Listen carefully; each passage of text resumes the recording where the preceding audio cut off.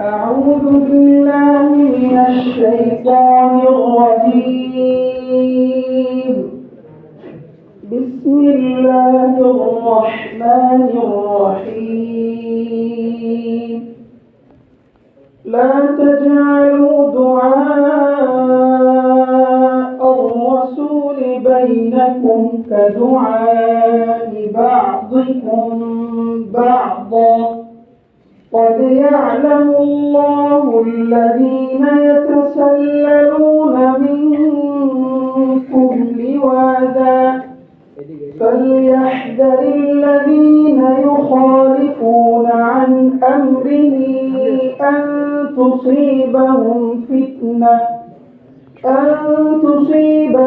فتنة أو يصيبهم عذاب أليم. صدق الله العظيم. আলহামদুলিল্লাহ, আল্লাহ রাব্বুল আলামিনের কাছে অসংখ্য শুকরিয়া যে আল্লাহ রাব্বুল আলামিন আমাদের সামনে উপমহাদেশের প্রখ্যাত আলেমে দ্বীন বাইতুল মুকাররম জাতীয় মসজিদের সম্মানিত খতিব উপস্থিত হয়েছেন। এই জন্য আমরা সকলে আল্লাহর দরবারে শুকরিয়া আদায় করি। সকলে বলি আলহামদুলিল্লাহ। এখন আমাদের সামনে আমাদের উদ্দেশ্যে গুরুত্বপূর্ণ নসিহত করবেন হযরত মাওলানা মুফতি আব্দুল মালিক সাহেব দামাত বরকাতুহুমুল আলিয়া।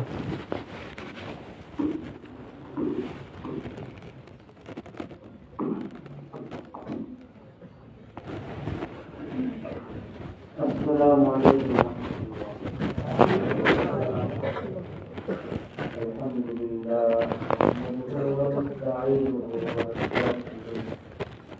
ونؤمن به ونتوكل عليه ونعوذ بالله من شرور أنفسنا ومن سيئات أعمالنا من يهده الله فلا مضل له ومن يضلل فلا هادي له وأشهد أن لا إله إلا الله وحده لا شريك له وأشهد أن محمدا عبده ورسوله. اللهم صل على سيدنا ومولانا محمد النبي الأمي وعلى آله وصحبه وسلم تسليما. أما بعد فأعوذ بالله من الشيطان الرجيم. بسم الله الرحمن الرحيم. يؤتي الحكمة من يشاء ومن يؤت الحكمة فقد أوتي خيرا كثيرا وما يذكر إلا أولو الألباب. صدق الله مولانا العظيم وصدق رسوله النبي الكريم ونحن على ذلك من الشاهدين والشاكرين والحمد لله رب العالمين.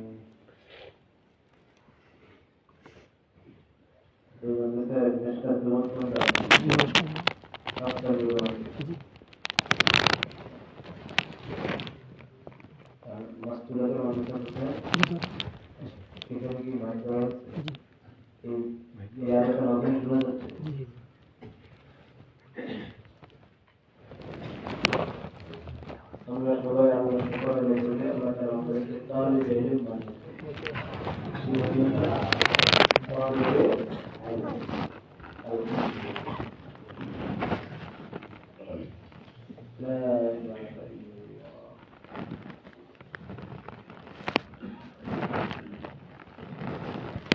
طالب علم যখন বলি আমরা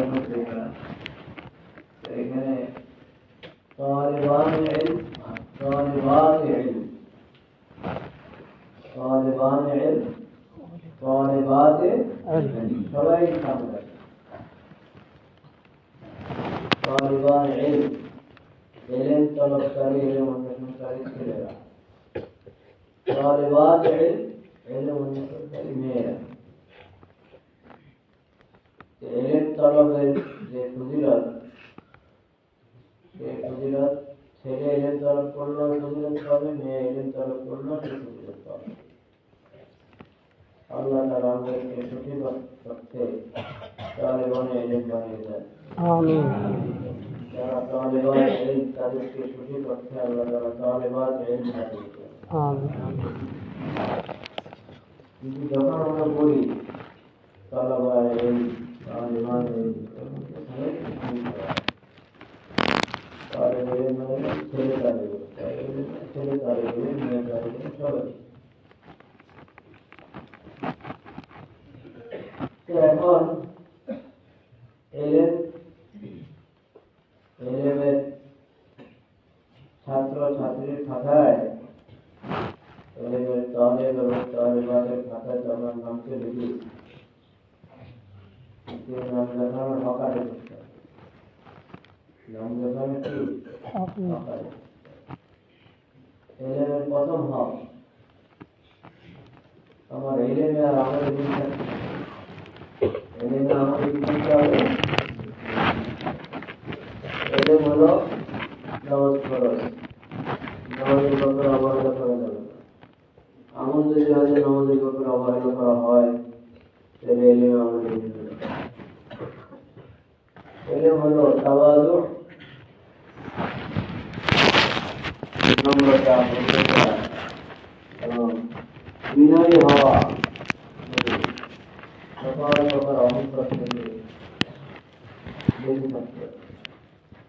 আমলের মধ্যে দেখা গেল আমরা অহংকারী, আচরণের মধ্যে বিনয় বুঝে যায় না, বুঝে গেলে এলেম আমাদের বুঝে যায়। এলেম আমাদের কি থাকতে হবে? মা বাবার সম্মান, মা বাবার ইকরাম, মোহব্বত, মা বাবার খিদমত, এটা হলো এলেম। আমল হলো বাড়িতে গেলে কখন মা আমার কাপড় দিয়ে দিবে, কখন মা আমাকে রান্না করে খাওয়াবে, হাতে ধোয়া দিবে, খাওয়ার পরে বাসনটাও মা ধুবে, এলেম আমাদের মেনে হলো। ছাত্রদের মধ্যে এই সমস্যা, বাড়িতে গেলে মনে করে উনি মেহমান, সব কাজ মা করি, মা তো চাই করতে, এমনি ছেলে কলেজ করে মা সব কিছু মানে করতে, মা করতে হয়, মা সব কিছু করতে থাক। তুমি এরকম হুজুর হয়ে বসে দেখবা, তোমার বাসনটাও মায় দিয়ে দেবে, খাওয়ার পর বাসনটা দিতে থাকবো, মায় দিয়ে দেবে। মা খেদমত করতে হবে। মা তোমার খেদমত করে, মা তো আল্লাহ মাকে মা বানিয়েছে, তাকে মমতা দান করেছে।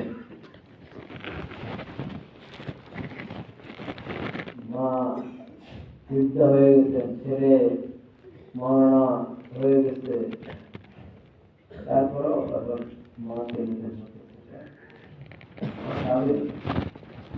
মা নিজের কাজগুলো নিজেই করে ফেলা, আর মা কাজ আগিয়ে দেওয়া, চুলার কাছে গিয়ে মা সাহায্য করা, অন্যান্য ঘরটা জ্বালা দিয়ে দেওয়া। ছাত্ররা আজকাল মা খেদমত বুঝে না, মার কাছ থেকে খেদমত দিতে চায়। মেয়েদের মধ্যে এই সমস্যা কম হবে, আশা করি মেয়েদের মধ্যে এই সমস্যাটা কম। ছেলেদের মধ্যে এই সমস্যাটা খালি খেদমত দিতে চায়, কোনো খেদমত করতে চায়। মেয়েদের সমস্যা আরেকটা, মেয়েরা যখন বড় হয়, মাদ্রাসায় যারা পড়ে, যারা পড়তেছে, যাওয়ার পরে বিয়ে করবে, এখন স্বামীর বাড়িতে গেলে ওরা হয়ে যায়। মহিলা মাদ্রাসাগুলোর মধ্যে একটা বড় সমস্যা, মহিলা মাদ্রাসা পড়ে যারা আলেম হয়, আসলে আলেম তো অনেক দূরের বিষয়, অনেক দূরের বিষয় আলেম হওয়া। ছেলেদের মাদ্রাসা পড়াশোনার মান ভালো, এরপরও ছেলেরা কজন ভালো আলেম হয়? আলেম মরনা হয় সব, আলেম তো খুব বেশি হয়। মেয়েদের মাদ্রাসায় এখনো সত্য কথা ওই মান, ছেলেদের এখানে যাও যুদ্ধের মান আছে, মেয়েদের এখানে ওই মান এখনো অর্ডার করতে পারে না অনেক মাদ্রাসা, হয়তো এখানে অন্য জায়গা থেকে হয়তো ভালো হতে পারে মাদ্রাসা, আমরা ভালো ধারণা রাখি, কিন্তু মনটা যথাযথ হয়ে উঠছে। তারপরও সবাই নিজেকে আলেম মনে করে, করে তো করে, তো বিয়ের পরে শ্বশুর বাড়িতে গিয়েও নিজেকে হুজুর মনে করে, মনে করে যে শ্বশুর শাশুড়ির খেদমত করা তো আমার জিম্মেদারি না, মশালার দিক থেকে জিম্মেদারি না, এটা এই মশালা ভালোভাবে শিখে নেয় যে শ্বশুর বা শাশুড়ির খেদমত করা তো জিম্মেদারিতে পড়ে না। আর জিম্মেদারিতে পড়ে না, তোমার জিন্দিগির জন্য তো জরুরতে পড়ে। তোমার জিন্দিগিটা সুন্দর হবে, তোমার সন্তান, তোমার নাতি নাতি হবে, ওরা বরকত পাওয়ার জন্য তুমি তোমার শ্বশুর শাশুড়ির খেদমত করা, তাদের তবিয়ত মিলবে না, তারপরেও তাদের মন রক্ষা করা, এটা করতে হবে, নিজের জিন্দিগিকে সুন্দর করা। সবকে আইনের বিষয় নাকি, সবকে আইনের আওতায় আসলেই করবো না এমন কোনো কথা বলবে? মানুষ নকল নামাজ পড়তো, আর এক্সট্রা কাবাবি পড়তো, তাহাজ্জুদ পড়তো, কোনোটাই তো ফরজ নয় করবো না, এটা কোন কথা? এই নিজেকে আলেমা মনে করা এবং মুরব্বীদের সামনে নিজেকে আলেমার মতো পেশ করা, এটা তাওয়াজু হলো না। এলেম যারা যদি তাওয়াজু পয়দা না হয়, তাহলে এলেম সকল এলেম না। আল্লাহ তাআলা আমাদেরকে তাওয়াজু দান করে। আমিন। তাহলে তাদেরকে বলছি, খুব মেহনত দরকার, খুব একাগ্রতা, দিল জবাবকে পালন করতে হবে। মোবাইলের মুসিবত, এটার কাছে যাওয়া যাবে না, এটা শাস্তি, বড় মুসিবত এটা। তালেব ইলম অবস্থায় যদি মোবাইলের কাছে যায়, তার তালেব ইলম নামের হক রাখে না, সে বিলকুল হক রাখে না। মাদ্রাসায় নিষেধ, মাদ্রাসায় আশা করি কেউ হয়তো কারো কাছে মোবাইল থাকবে না, কিন্তু বাড়িতে গেলে ঘরে মোবাইল আছে, বাস মার মোবাইল ধরে, বোনটা ধরে, ভাইটা ধরে। আর বাড়ি মনে করে যে বাড়িতে মোবাইল থাকবে কোনো সমস্যা নেই। আর একটা পরিবারে থাকবে একটা বটন সেট, খবর নেওয়ার জন্য। প্রত্যেক সদস্যের কাছে কিভাবে একান্ত মোবাইল থাকে,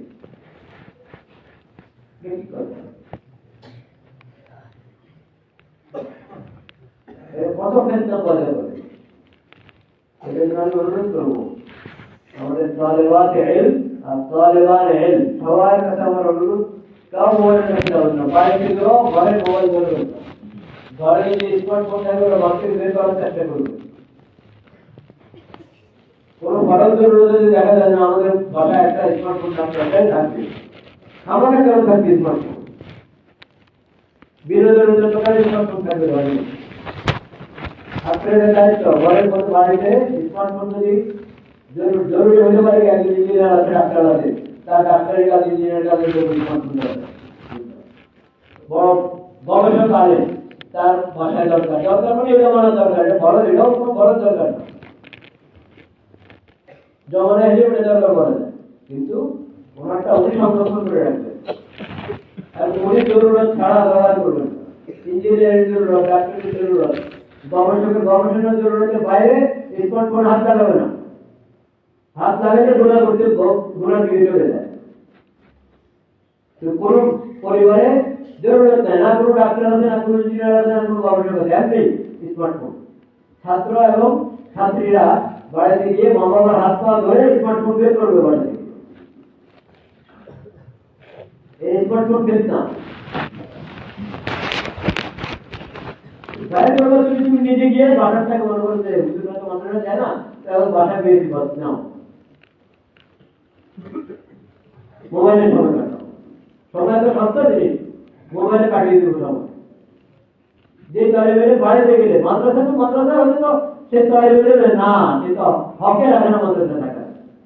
যদি কাউ ঢুকিয়ে স্মার্টফোন কথা বটন ছেড়ে যদি কারো কাছে থাকে, কোন তালেবেলের কাছে, ও তালেবেলে আমার হক রাখে না।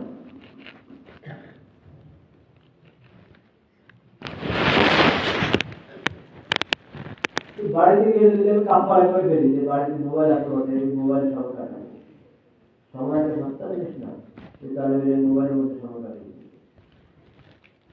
আল্লাহ তাআলা আমাদের সবাইকে হেফাজত করে। আমিন। আলহামদুলিল্লাহ والصلاة والسلام على سيدنا محمد وعلى آله وصحبه أجمعين. ربنا ظلمنا وأنفسنا وإن لم تغفر لنا وترحمنا لنكونن من الخاسرين. ربنا آتنا في الدنيا حسنة وفي الآخرة حسنة وقنا عذاب النار. يا الله তুমি আমাদের সবাইকে কবুল করো। আমিন।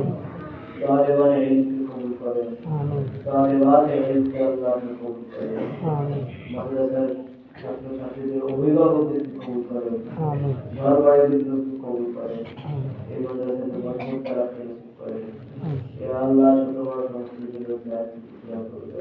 আমিন। এই মাদ্রাসাকে মামলার এবং দাওয়াতের মাতা হিসেবে কবুল করে। আমিন। আল্লাহ তাআলা সবাইকে জীবিত আলিম বানিয়ে দেন। আমিন। আলিম রব্বানি হাক্কানি এবং মুহাক্কিক আলিম বানিয়ে দেন। আমিন। দিনের মুখলিস মুত্তাকি খাদেম বানিয়ে দেন মাওলানা। আমিন।